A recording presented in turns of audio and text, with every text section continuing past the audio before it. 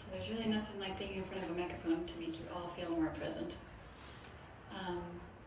So a reminder for you guys to feel more present as well, because I know you both have been waiting for this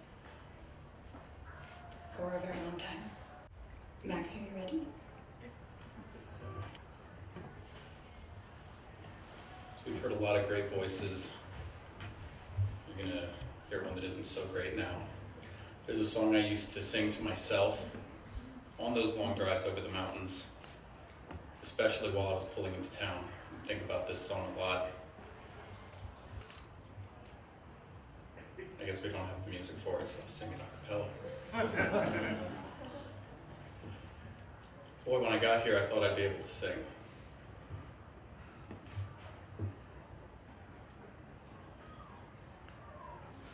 I have often walked down this street before, but the pavement always stayed beneath my feet before.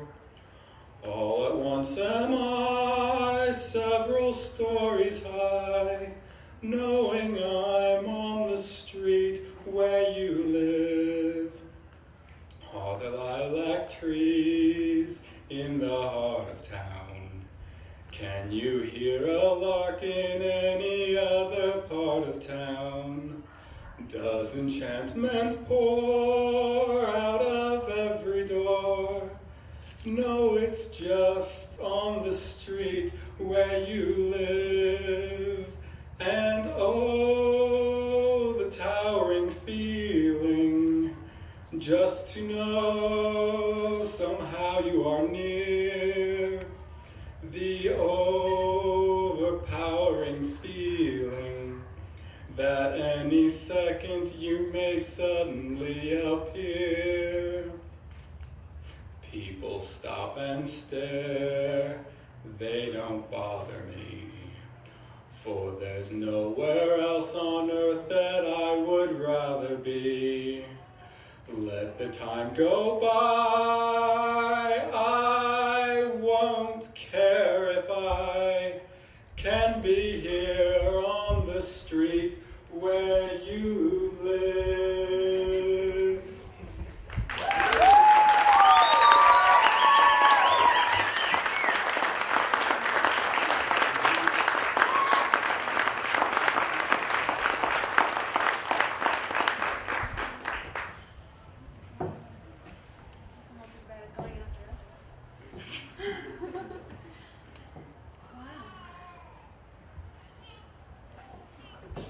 Thanks for making me do that.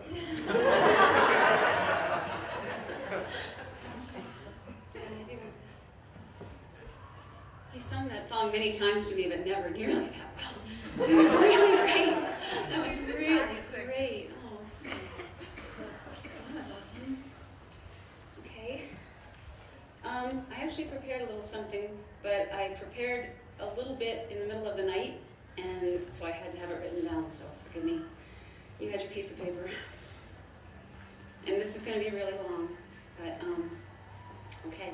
Everyone's been telling me for all this time that this is my day, and I'm the bride, and it's my day, and it's my special day, and I kept hearing that, and my witness will attest. It hasn't felt like my day, or I'm preparing for my day, as I was planning this whole thing, and it was a really challenging process.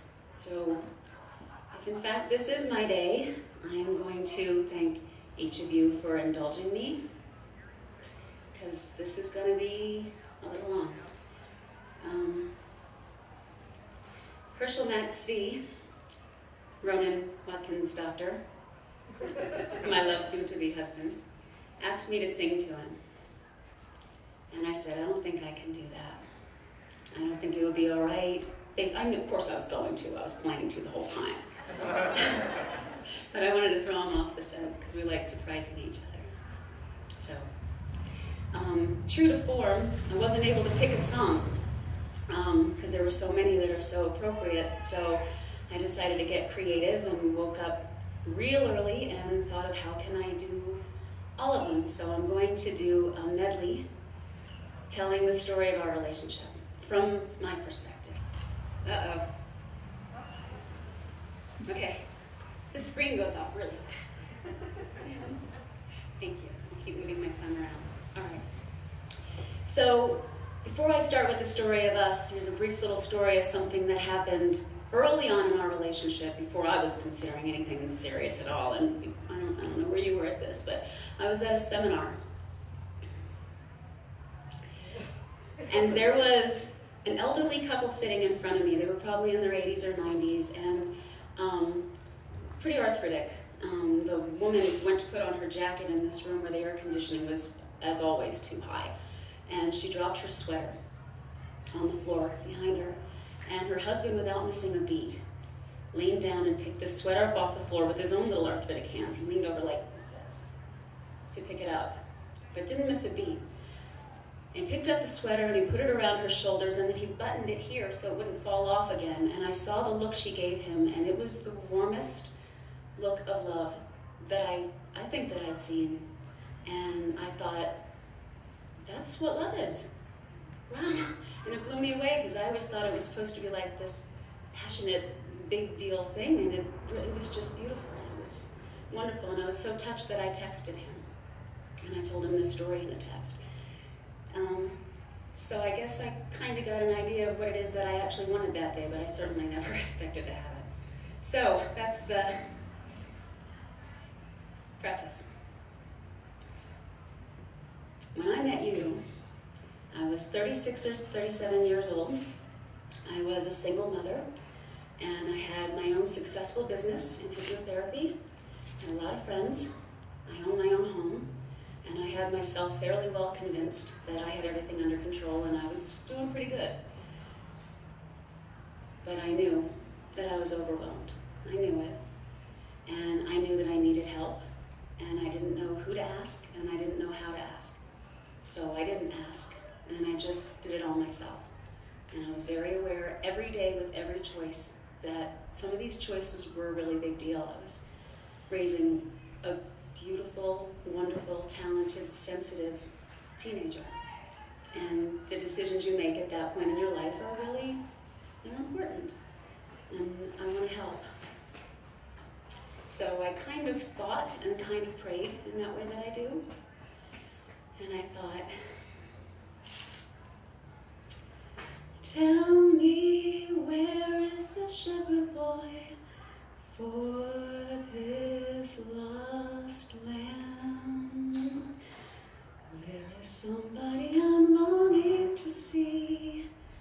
I hope that he turns out to be someone who watched over me.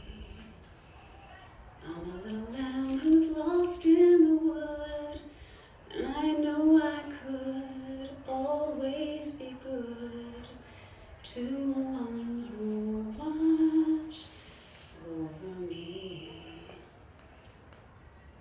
And then you showed up, unexpected and unannounced, and pretty much uninvited. And I wasn't the only one in the house who felt that way. Now you'll help me, and I can ask for help now. See what I've learned? Thank you. Thank you. Screen goes off really quickly.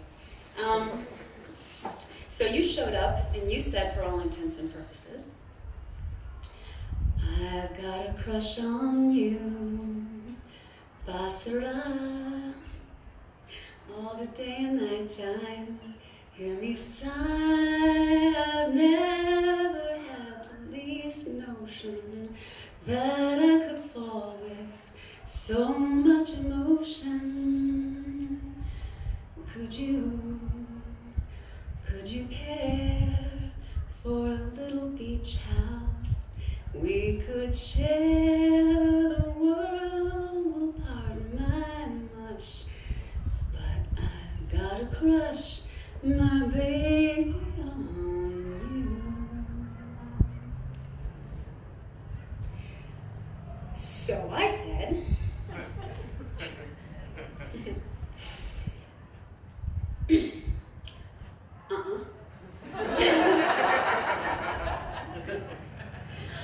when I fall in love, It will be forever, or I'll never fall in love. In a restless world like this is, love is ended before it's begun, and too many moonlight kisses seem to cool in the warmth of the sun. When I give my heart, it will be completely, or I'll never give my heart. And what I didn't say was, and the moment I believe that you feel that way too is when I'll fall in love with you.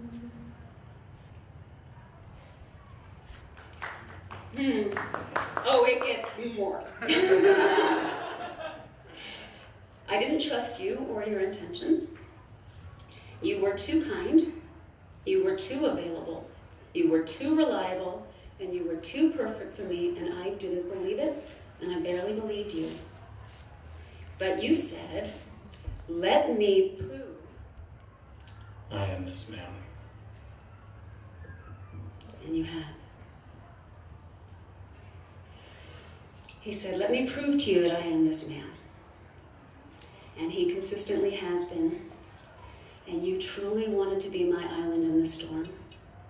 And I found myself slowly beginning to think and slowly beginning to wonder, if I found the place, would I recognize the face? Something's telling me it might be you. It's telling me it must be you. All of my life, maybe it's you.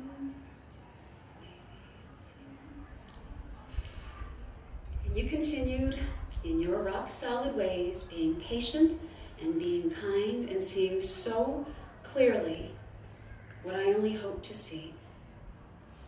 And with humor and hope and eternal optimism,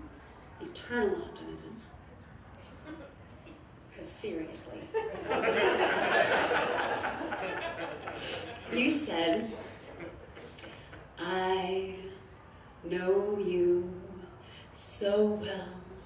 I can tell by the sound of your voice that you're really in love with me. And you are. Yes, you are. You know I can't lie. When I say to you, baby, I love you, then baby, I love you. Oh, I do. Yes, I do. And you're always there. And I had to admit, you're the best friend I've ever had. I've been with you such a long time. You're the only one. And I love the things, I really love the things that you do. You're my best friend. You're my best friend. Oh boy. So my fears and doubts slowly continued to subside over years of your kindness and reliability. And no matter what, you were there. And I found myself thinking in past tense. Love, I'd get so lost sometimes. Days passed, and this emptiness filled my heart. When I'd want to run away, I'd drive off in my car. But whichever way I'd go, I'd come back to the place you are. And all my instincts, they'd return, and the grand facade so soon would burn, without a noise and without my pride.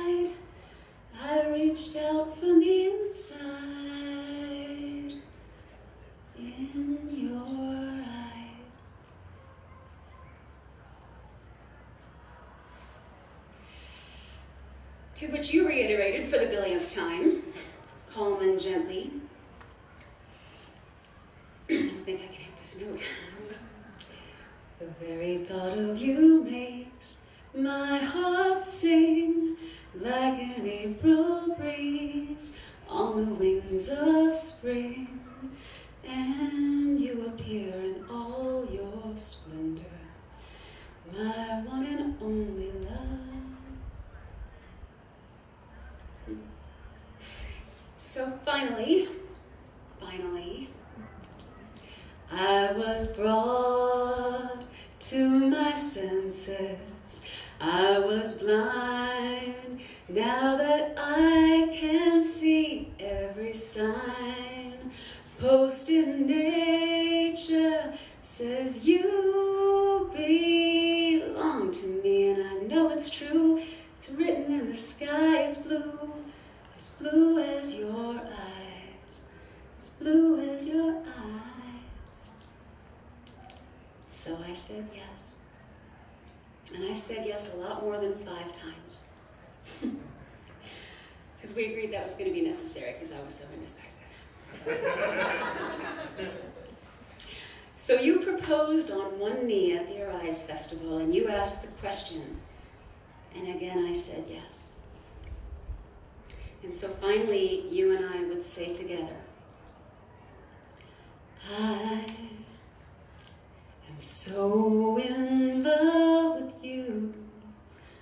Whatever you want to do is all right with me. You make me feel so brand new. I want to spend my whole life with you. So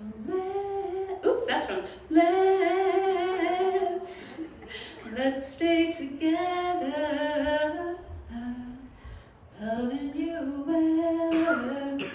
Wanna clap? Yes. Times are good or bad, happy or sad. Let's stay together, loving you weather. Times are good or bad, happy or sad. I'm not singing the part about why do people break up, because I'm done. So here we are, witnessed and supported by the people who know us and love us. And some have known you, and some have known me, and a few have known us, but now they all know us a little bit better. So they'll be around to see us as we slowly become that sweet elderly couple. And you're going to help me on with my sweater. And my smile is going to warm your life as the years roll on. We'll go dancing in the park, dancing in the dark, walking through the park and reminiscing. You thought I would say no to you?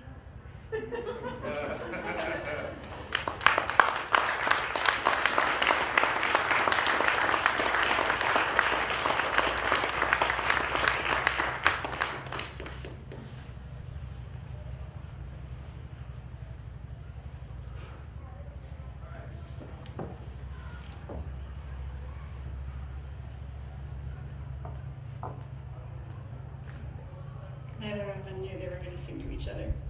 I knew. I did. This isn't what I have written down to say, but I am so happy to see you so happy. I never, ever, ever wanted to get in the way of your happiness ever. That was never, ever my intention. And I am so happy to see you happy.